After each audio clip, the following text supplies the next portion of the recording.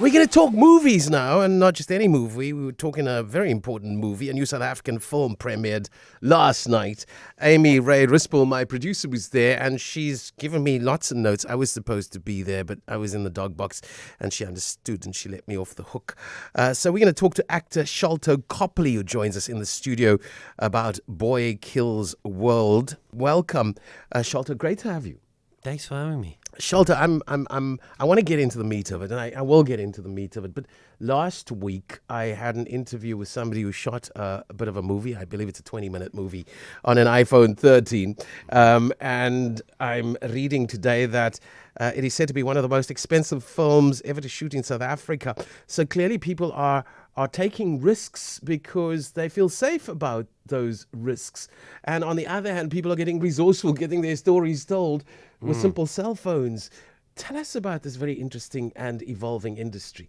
And then maybe AI is going to come along and just replace all of us. This was a big deal because you were talking about it being a South African film. It's not a South African film content-wise. It's set, in some generic city comic book world type of thing. But it's funded entirely by a South African company at a budget level that I'm not allowed to say, but is much more in line with kind of low budget, but bigger scale, relatively low budget for Hollywood movies. That's unheard of out of South Africa. But So to see a company do that, these guys at Antiba Pictures put this amount of money into a film, and you were talking about the risk. I mean, it's always risky, man. Sure, but it's sus stuff. It must be sus. This is a risky industry. You wouldn't go on Shark Tank and go like, Sharks, I just need $20 million, and here's my idea. And they're like, what are you? You know what I mean? It's like those guys don't even give you, $75,000 unless you've got.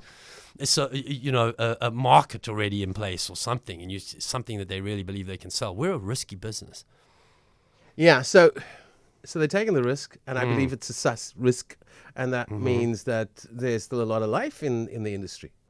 You hope so. I certainly hope so. It's not in the manner that I experienced it at Ster-Kinekor and at the drive-in. It's a different life out there. It's streaming, and those are the realities of the future. Definitely. There's a lot of, obviously, the streamers have made a huge difference to our business. They can spend an enormous amount of money and not be. Also, what's interesting about streaming is you're safe if you make a streaming film. So I just did a little cameo for my friend Ilya, who's directing a big movie for Amazon called Heads of State. Amazon spending, $160 million on the movie. We'll never know how it does. And we're just talking, because normally there's so much pressure in that environment. If you've got a $160 million movie on the line, everybody's watching. How much does it make? Amazon just take that 160, pay it, That's put it out. $3 billion rand. And nobody knows, And so in a way, there's some upsides because it takes the pressure off. Okay, let's get into the meat, because I've been briefed by Amy. The movie's been described as unhinged and apparently from your own lips like an adrenaline shot. Okay, so Amy says for it was like a Hitchcock and Tarantino made a porchy, and they threw in some dead poet spice, and this is the impressive result. She rated it 8 out of 10 and said matured fans of the arcade game Street Fighter, we just spoke about Street Fighter, would thoroughly enjoy the film. But it's not for the faint-hearted, she continues, especially with the 18 rating. And she wants to know from you, what was your favorite aspect of filming? Of filming the movie? Shooting in Cape Town, is that wrong? It really is.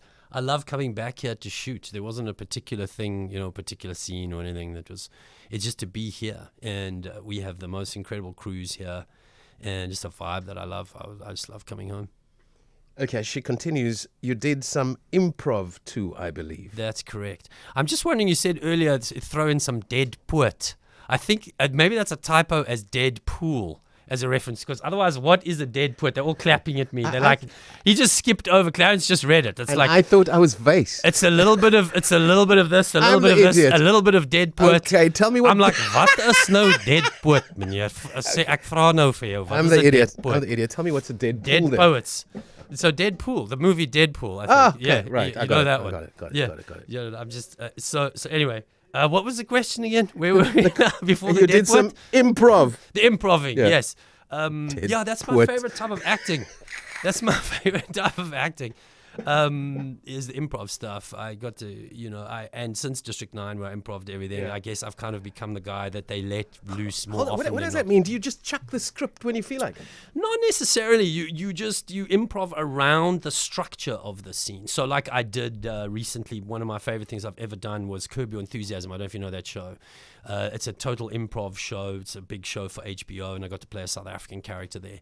And it's all improv again. It'll just be like, we'll set up the context of the scene. It's like, Sharlto, you're going to go and do a radio interview with Clarence. He's going to ask you a very uncomfortable question that you don't want to answer, and you're going to fight, and then you're going to make up and be friends. Like, they'll give you those beats, and now you must work out how you're going to do that, But that's your profession. You can turn it on and off at whim. Most of the time, yeah, particularly if there's a camera rolling, and there's a character that I'm playing, yes. Tell us about what drew you to your villain era and into the role of sleazy and opportunistic showman, the Culling TV host Glen Van Der Koy, husband of ratings-hungry PR marketing whiz Melanie. Could you relate to the character? What drew me, not really, in terms of relating, but certainly what drew me was, like I was saying before, that it was a South African company funding this movie, and there was a crazy zaniness to it and to the character, and I kind of love doing those crazy characters that are a bit unhinged and where you can have fun, and it's kind of, there's a playfulness to those types of performances that I like. I don't like particularly doing villains. I don't actually particularly like, performing violent scenes, to be honest. But I like the playfulness involved in acting, and these kind of zany, wacky characters like I play here. I think we should just get into the movies quickly. Let's get a sense of where the trailer's energy is at, and we'll continue our conversation with actor Sharlto Copley. Take you back to an even worse one. The day the Van Der Koys killed my family and left me deaf and mute. So I made a 3-step plan. Step 1, give myself an inner voice. I took the last one I remembered from this video game. Player 1 wins. Cross your heart and hope to die. You know how hard it is to get a serial company to sponsor mass murder? That's so zullen we zeggen, skopskietende movie. Ja, nee, precies. It's intense. It's not, I mean, my mother didn't come and see it, let me put it that way, but there's definitely a very specific audience that loves this kind of stuff. Yeah, sure. Okay, so you'll probably know Sharlto from, well, he's already said District 9. More recently, he's been in Beast, Monkey Man, Ted K, and now cast in Netflix's The Witcher Season 4 as well. Hollywood royalty, beloved in South Africa. And we're going to ask him what's next for him. It looks as if there's a whole lot of things lined up. First, it has to be surreal. It is unreal. Or is there a figment of where we're going with this particular movie? It's what, are we talking about Boy Kills World? Yes. I mean, actually just listening to the trailer, the other thing that attracted me to it, this idea of the character that doesn't speak but has an inner voice. Yes. Was just original. I haven't seen that, and I thought, wow, how are they going to make that work? And so there's definitely a sense of fun and playfulness that you get through, I have an inner voice and I'm speaking my thoughts. And I wish my inner voice could do all my interviews, actually. It's a violent story, a really violent story, mainly centers on a deaf-mute boy who vows to avenge the murder of his family by the deranged matriarch. The boy attains martial arts skills and goes on a bloody rampage. It's really not that complicated, Clarence. Yeah, he's just going to go back and get revenge. That's the thing. It's the deaf-mute, but that's... It's just the deaf-mute part. Yeah, it's how it's done. That's interesting. I mean, it's interesting because I'm in 2 of these revenge movies. Monkey Man's the same kind of thing, and it's just how you do them. And it's quite interesting. Both these movies coming out at the same time, and they both tackle the same type of story, just in original ways. Okay, so this is completely fiction. There's it's no not true. chance of this kind of don't dystopian worry. reality. Well, there's definitely a chance of dystopian future. Some of that sounded like the Cape Flats on any given day. Yeah. But let's talk about the setting of Cape Town. Clearly, with that kind of budget, you have international ambitions for it. The setting of Cape Town, I guess, could have universal appeal. So it's not, the city is kind of a comic book city. So Cape Town is just created, is altered. So you wouldn't recognize it as Cape Town. You wouldn't recognize it as anywhere specifically. If you're Cape Townian, you definitely will recognize as, places in Cape Town that the movie features, but the international audience won't. It's very much an international movie. There's nothing in the creative content that is specifically local. It's very international cast. Michelle Dockery, who was in Downton Abbey, plays my wife in the movie. My mom was quite thrilled about that, actually. My mom it's the first time that I've ever done a movie where she wanted a picture because she was a Downton Abbey fan. And she heard Michelle's playing my wife. And she's like, I have to get a photo. I'm like, Mom, I was playing Angelina Jolie's True Love. You didn't do it. I was with Charlize. I was like with all these movies. No, she didn't care. She was like, Michelle Dockery, I'm there. And she has a picture with Michelle. Yeah, so there you go. Amy notes as well, do you know how hard it was to get them to sponsor a mass murder? This must be one of the best lines in the film. And to get a cereal company to sponsor mass murder. I'm just going to help you out there, Clarence. Right. Amy's nodding, thank you. You're welcome, Amy. I get I'm it. on your team here. You just left it out in the notes there, the cereal. There But it is a cereal company. And then she left out cereal company. Amy, these typos. It's typos. We need to do some work here. No, it's definitely Deadpool. I don't know why I read it as a T. Okay, that's okay. So this must be one of the best lines in the film, and the comedic timing was perfect. What was your first response to the script when you read it during lockdown? Yeah, that'd be interesting. It was like, this is crazy stuff. Yeah, it was the zaniness of it. And like I say, the idea of the deaf-mute character, I thought, okay, that's a unique take. Let's see if they can pull that off. It's a challenge. It's different. It hasn't been done, and it's. I like doing movies that have some edge to them. Okay. Again, Amy watched the movie last night. She writes, I love that the producers explored within a voice that was taken from his favorite video game and the journey of him finding his power as an allegory. The film also explores themes of vengeance and the impact of childhood trauma. How did you connect with these themes? I stayed nicely away from them, and I was just the face of the company and the voice of the company. And I luckily on this one, I don't have to get too down and dirty and in all of that. My guy is just the PR. He's like a politician, actually. Come to think of it, he is a well-placed politician in the family. What mess, Clarence? There's no mess. Is there not a chink in the armor at all? No, not at all, Clarence. Everything is fine. Our family's going well. And, the people love us. And, yes. That's my character. Let's have I just cereal. got to do that. Yes, well, companies sponsor things as they do. So what was it like to work with producers like Sam Raimi and Roy Lee, and how did their involvement influence the film's direction and your portrayal of Glen? Okay, so I'm going to just be completely honest here. So the way that Hollywood works, I mean, the Sam and Roy are sort of big name producers. They had relatively little to nothing to do with the actual making of the film. The two guys that were really responsible are Wayne Fitzjohn and Simon Swart. They're both South Africans from Ntiba Pictures, and they were really the main producers. In this case, none of the producers had much, impact on the character. Normally, when they bring me in to do stuff, the director and I will kind of craft stuff. I had some chats with the other thing that was amazing on here is this is a first-time director that these South African producers that Wayne and Simon backed.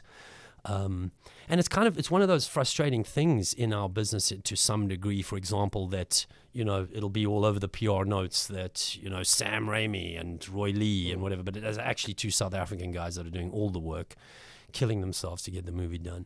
And very nobody knows, they're not out in the front. It's kind of one of those, it's just how it is, I'm not criticizing it one way or the other. I'm just pointing out that's what happens. Yeah.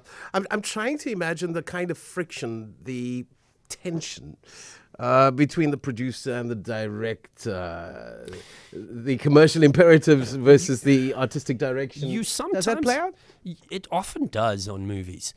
But it also often doesn't, in the sense that if you have good directors want their films to work. So everybody's trying to make the film, and when I say work financially, like it's very obvious at these types of budget levels that if you just go and do whatever you like as a director, because I'm making my like art piece, you know, about a man who works at a bank and nothing happens, you know, it's like that's not going to fly with like $20 million plus budgets. So you there's pressure on everybody's head. And when it's working well, everybody's on the same team. And when it's not, there's definitely clashes. But the clashes are not over, I wanted red and you wanted blue. I mean, they can be. It sometimes happens that way. But the big clashes usually happen in post-production, where it's like, we're testing your movie, but and it's not working. You know, and the director's like, no, but I love my movie. And it's like, we can see that it's not working. So we're going to force you to change certain things. And that happens quite frequently. And also at that initial stage, you can't be sure. Sometimes movies test badly, but actually do well. So it's or test more often than not, they test medium. And so now you really don't know what's going to happen. And those budgets, are they sacrosanct or do they kind of creep? They often creep, which is also a problem, you know. And the more that your budget is creeping as a director, if you're not making your days and actually getting stuff done, then the producers will step in as well and be like, stop now. Yeah, come. Okay, so I wanted to know what next. It sounds as if you're really kind of busy as we move to rap. Tell us what else we can expect from Sharlto Copley. Yeah, you mentioned those. So right now, what's out now is the TV show Curb Your Enthusiasm, which if you're a fan of that show, check it out. Definitely got to do a South African character in there, which was fun. Monkey Man with my friend Dev Patel. Dev's a very close friend of mine. The movie's done really well. It's a very special film. And I was honored to be a part of his journey, you know, becoming a director. We've been close since we did Chappie together, Dev and I. And The Witcher has just been announced. I'm doing the rest of that TV show. And there's a video game in progress, which I can't talk about at the moment. But there's a big video game project. I'm starting to get involved in that. And then working on a couple of my own projects, so we'll see what happens. Okay, so I did probably my first movie I saw at the drive-in with my mom and dad. Where do people go these days to see a movie? See a movie? They still. I mean, we were still at the V&A waterfront. They're still there. They were actually still there, Clarence. We were there last night. The movies are still there. They're holding on for dear life. You should get out and watch a couple. Well, I've been reading the newspaper the past week. I think that's why I'm asking the question. Reading the newspaper? Well, you see, that's old-fashioned. If there's a newspaper that you're reading, you can still head out to the cinemas. So is it just going to come to your television soon via your apps? Oh no, this is definitely on circuit. We're talking about Boy Kills World. Yeah, it's coming out this Friday. So pop down to the movies to see it for sure. Yeah, it's only on cinemas. Big thank you, actor Sharlto Copley, joining us today. The movie again called Boy Kills World.